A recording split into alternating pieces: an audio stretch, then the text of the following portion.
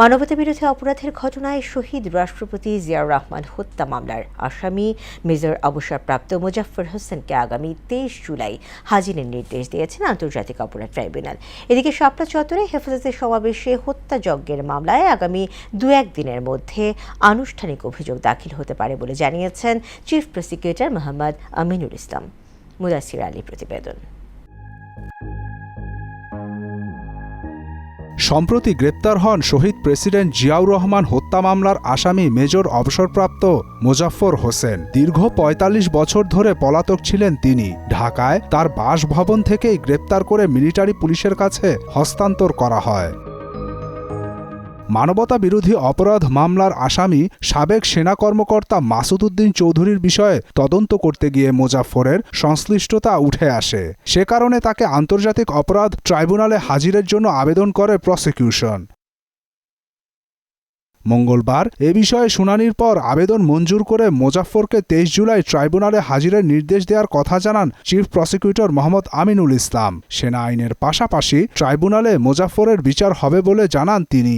Tribunal 2 আদেশ দিয়েছেন আগামী 23/7/26 তারিখ অর্থাৎ আগামী বৃহস্পতিবার 10টার মধ্যে তাকে ট্রাইব্যুনালে হাজির করার জন্য নির্দেশনা দিয়েছেন। আমাদের শহীদ রাষ্ট্রপতি জিয়া রহমানের হত্যাকাণ্ডের সাথে তার যে সম্পৃক্ততা সেটি সেনা আইনে বিচার হবে। মাসুদ উদ্দিন চৌধুরীর সঙ্গে কিরকম সম্পৃক্ত ছিলেন বিষয়টি খুলে বলেন চিফ প্রসিকিউটর। মাসুদ উদ্দিন চৌধুরী এবং তার পিএ তাদের মধ্যে যে কথোপকথন হচ্ছে এবং সেই কথোপকথনের মধ্যে আরেকজন ব্যক্তি আছে জন্ডু নামীয় একটা ফেক নাম।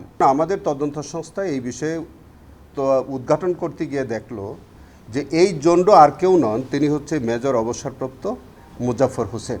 1/11 থেকে শুরু করে ফ্যাসিস্ট সরকারের পুরো সময়কালে যত মানবতাবিরোধী অপরাধ হয়েছে তার সঙ্গে মোজাফফরের সংশ্লিষ্টতার আইন অনুযায়ী তদন্ত ও বিচার হবে।